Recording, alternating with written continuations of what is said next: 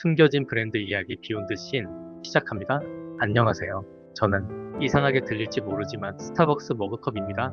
하얀 도자기에 초록색 사이렌 로고가 새겨진 그 평범해 보이는 머그컵 말이에요. 하지만 제가 평범하다고요? 천만에요. 저는 지난 50여 년간 세계에서 가장 성공한 브랜드 중 하나의 모든 순간을 지켜봐 왔습니다. 창업자들의 첫 번째 꿈부터 글로벌 제국이 되기까지의 모든 이야기를 말이죠. 오늘은 제가 직접 목격한 스타벅스의 진짜 이야기를 들려드리려고 합니다. 단순히 커피를 파는 회사가 어떻게 라이프스타일 브랜드가 되었는지 그 안에 숨겨진 브랜딩의 비밀들을 말이에요. 제1장 시애틀 파이크 플레이스의 작은 기적. 제가 태어난 곳은 1971년 시애틀의 파이크 플레이스 마켓이었습니다. 그때는 지금의 화려한 모습이 아니었어요. 제리 볼드윈, 잽 시글, 고든 보컷의 친구가 단순히 좋은 원두를 팔고 싶어서 시작한 작은 가게였죠. 처음 제가 만들어졌을 때 로고도 지금과는 달랐습니다. 가슴을 드러낸 채 꼬리를 두 손으로 잡고 있는 그 모습 말이에요. 창업자들은 시애틀의 해양 역사와 모비딕의 항해 정신을 담고 싶어 했거든요. 여기서 첫 번째 브랜딩 인사이트는 진정성 있는 스토리의 힘에 있습니다. 그 시절 저는 매일 아침 원두 볶는 냄새와 함께 눈을 떴습니다.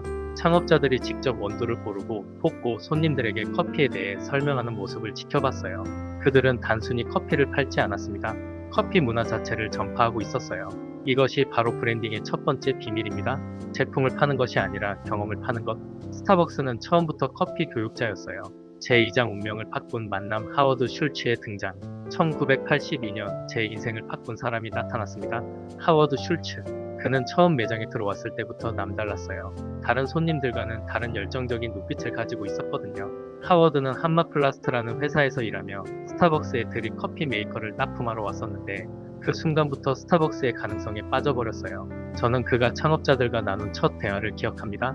이곳은 단순한 원두 가게가 아니에요. 여기서는 뭔가 특별한 일이 일어나고 있어요. 그의 목소리에는 확신이 가득했죠. 두 번째 브랜딩 인사이트는 비전을 가진 리더의 중요성이죠. 하워드가 마케팅 디렉터로 합류한 후 저는 그의 변화하는 비전을 지켜봤습니다. 1983년 그가 이탈리아 밀라노 출장을 다녀온 후였어요. 그날 그가 매장에 들어서며 흥미진진하게 말하는 것을 들었습니다. 우리가 놓치고 있는 게 있어요. 이탈리아의 에스프레소 바 문화를 봤는데 그건 단순히 커피를 마시는 게 아니었어요. 커뮤니티였어요. 사람들이 만나고 대화하고 삶을 나누는 공간이었어요. 3장 저항과 혁신 사이에서 1984년에서 1987년. 하지만 창업자들은 하워드의 에스프레소 바 아이디어에 회의적이었어요. 저는 그들의 치열한 토론을 수없이 지켜봤습니다. 우리는 커피 원두 회사야. 레스토랑이 되려는 게 아니라고. 하지만 이건 단순한 레스토랑이 아니에요. 새로운 경험이에요. 결국 하워드는 1985년 스타벅스를 떠나 일 지원할래 라는 자신만의 에스프레소 바를 열었어요. 저는 그때 조금 서운했지만 동시에 그의 용기에 감탄했습니다. 세 번째 브랜딩 인사이트. 때로는 떠나야 더 큰 것을 얻는다. 1987년 운명적인 순간이 찾아왔습니다. 창업자들이 스타벅스를 매각하기로 결정한 것이에요. 하워드는 투자자들을 설득해 380만 달러에 스타벅스를 인수했습니다. 그날 저는 새로운 시대의 시작을 느꼈어요. 하워드가 매장에 들어서며 직원들에게 말했죠. 우리는 이제 커피 회사가 아닙니다. 우리는 사람들의 경험을 만드는 회사예요. 4장 제3의 공간, 새로운 문화의 탄생. 1987년에서 1992년. 하워드의 리더십 아래 저는 스타벅스의 급격한 변화를 목격했습니다. 매장은 더 이상 단순히 커피를 파는 곳이 아니었어요. 제3의 공간이라는 혁신적인 개념이 도입되었죠. 집도 아니고 직장도 아닌 사람들이 편안하게 머물 수 있는 세 번째 공간. 저는 매일 이 공간에서 일어나는 마법 같은 순간들을 지켜봤어요.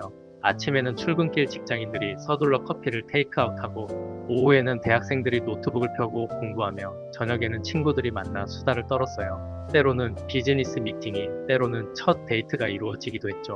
여기서 네 번째 브랜딩 인사이트. 바로 공간의 힘이었어요. 하워드는 매장 디자인에도 철저했습니다.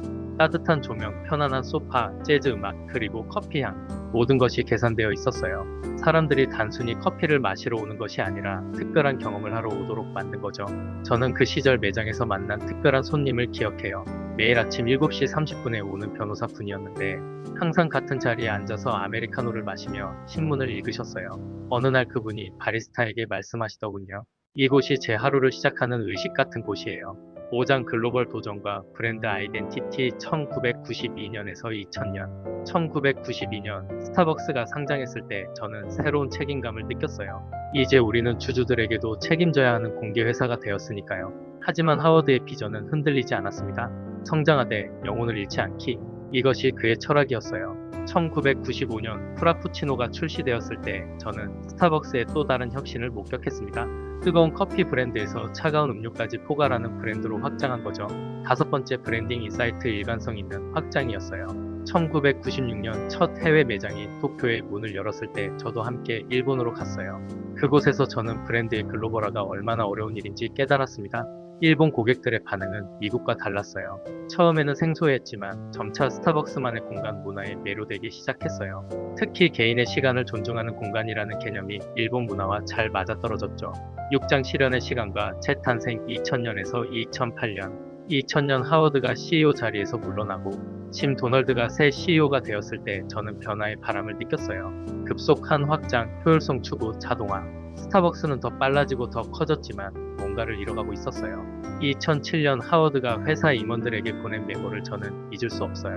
우리가 영혼을 잃고 있다는 내용이었죠. 자동 에스프레소 머신 때문에 사라진 원두 볶는 냄새, 효율성을 위해 포기한 고객과의 소통, 획일화된 매장 디자인. 여섯 번째 브랜딩 인사이트는 성장과 본질 사이의 균형에 있었어요. 2008년 금융위기와 함께 스타벅스도 위기를 맞았어요. 매출 하락, 매장 폐점, 직원 해고. 저는 그때 스타벅스의 가장 어두운 시기를 목격했습니다. 하지만 바로 그때 하워드가 다시 CEO로 돌아왔어요. 그의 첫 번째 결정은 상징적이었습니다. 전국 7,100개 매장을 동시에 3시간 30분 동안 문을 닫고 바리스타 재교육을 실시한 거예요. 그날 저는 텅 빈 매장에서 하워드가 혼자 서 있는 모습을 봤어요. 그는 제게 말하는 것 같았어요. 우리 처음부터 다시 시작하자. 7장 디지털 혁신과 새로운 연결. 2008년에서 2017년. 위기 이후 스타벅스의 재탄생은 놀라웠어요. 하워드는 기술을 적극 도입하면서도 인간적인 터치를 잃지 않았습니다. 2011년 스타벅스 앱이 출시되었을 때 저는 새로운 시대의 시작을 느꼈어요. 고객들이 앱으로 주문하고 매장에서 픽업하는 모습, 디지털 리워드 프로그램을 통한 개인화된 서비스. 일곱 번째 브랜딩 인사이트는 기술과 인간미의 조화입니다. 하지만 가장 인상 깊었던 것은 2013년 레이스 투게더 캠페인이었어요. 인종 문제에 대한 대화를 촉진하려는 시도였죠. 비판도 많았지만 저는 하워드의 용기에 감탄했어요. 단순히 커피를 파는 것을 넘어 사회적 책임을 다하려는 의지였으니까요. 2015년 스타벅스 리저브가 출시되었을 때 저는 브랜드의 또 다른 진화를 목격했습니다. 프리미엄 커피 경험을 통해 브랜드의 깊이를 더하는 전략이었죠. 8장 새로운 리더십과 지속 가능한 미래. 2017년에서 현재. 2017년 하워드가 또 다시 물러나고 케빈 존슨이 CEO가 되었을 때 저는 조금 걱정했어요. 하지만 그 걱정은 기우였습니다. 케빈은 기술 출신답게 디지털 혁신을 더욱 가속화했지만 스타벅스의 핵심 가치는 그대로 유지했어요. 2018년 필라델피아 사건 이후 전 매장에서 실시한 인종차별 방지 교육, 재활용 컵 개발, 플라스틱 빨대 퇴출. 여덟 번째 브랜딩 인사이트는 브랜드의 사회적 책임이었어요. 2020년 코로나19 팬데믹 때 저는 스타벅스의 진가를 다시 한번 확인했어요. 매장들이 문을 닫고 사회적 거리두기가 시행되었지만 스타벅스는 포기하지 않았습니다. 드라이브 스루 확대, 배달 서비스 강화, 직원들의 건강과 안전을 위한 투자. 어려운 시기에도 브랜드의 본질을 잃지 않았어요. 9장 한국에서의 특별한 여행. 저는 1999년 한국에 처음 왔을 때를 기억해요. 이대한 매장이었죠. 한국 고객들의 반응은 독특했어요. 커피 문화가 처음에는 어색했지만 곧 스타벅스만의 공간 문화에 빠져들었어요. 특히 한국에서는 스터디 카페 문화와 결합되면서 독특한 현상이 나타났어요. 대학생들이 하루 종일 앉아서 공부하는 모습, 비즈니스 미팅 장소로 활용하는 직장인들. 여기서 아홉 번째 브랜딩 인사이트는 로컬라이제이션의 중요성이었어요. 한국 스타벅스만의 특별한 메뉴들도 인상적이었어요. 녹차 프라푸치노, 고구마 라떼. 글로벌 브랜드이지만 로컬 취향을 존중하는 모습이었죠. 그리고 리저브 매장들. 종로 알점, 더현대 서울점. 한국의 스타벅스 리저브 매장들은 전 세계적으로도 손꼽힐 만큼 아름답고 독특해요. 10장 브랜딩의 비밀을 통해 내가 배운 것들. 50년이 넘는 세월 동안 저는 스타벅스와 함께 성장하며 브랜딩의 핵심을 깨달았어요. 이제 그 비밀들을 여러분과 나누고 싶습니다. 첫 번째 비밀. 스타벅스는 전 세계 어디서나 일관된 경험을 제공해요. 뉴욕이든 서울이든 도쿄든 그 공간에 들어서면 똑같은 느낌을 받을 수 있죠. 두 번째 비밀은 스타벅스는 직원을 파트너라고 불러요. 단순한 말바꾸기가 아니라 실제로 주식도 나눠주고 복지도 챙겨줘요. 행복한 직원이 행복한 고객을 만든다는 철학이죠. 세 번째 비밀은 모든 메뉴, 모든 매장, 모든 캠페인에는 스토리가 있어요. 단순히 제품을 파는 게 아니라 이야기를 파는 거죠. 네 번째 비밀은 지속적인 혁신에 있어요. 프라푸치노, 앱 주문, 리저브. 스타벅스는 멈추지 않고 새로운 것을 시도해요. 하지만 핵심 가치는 변하지 않죠. 다섯 번째 비밀은 스타벅스는 단순한 기업이 아니라 사회의 일원으로서 책임을 다해요. 환경보호, 사회정의, 지역사회 기여. 마지막 에필로그 미래를 향한 여행. 지금 저는 새로운 시대를 맞이하고 있어요. 메타버스, AI, 지속 가능성. 스타벅스 앞에는 또 다른 도전이 기다리고 있죠. 하지만 저는 걱정하지 않아요. 지난 50년간 스타벅스가 보여준 혁신과 적응력을 봤거든요. 어떤 변화가 와도 스타벅스는 본질을 잃지 않으면서 진화할 거예요. 제가 바라본 스타벅스 브랜딩의 최종 비밀은 진정성에 있었어요. 결국 모든 브랜딩의 비밀은 하나로 귀결돼요.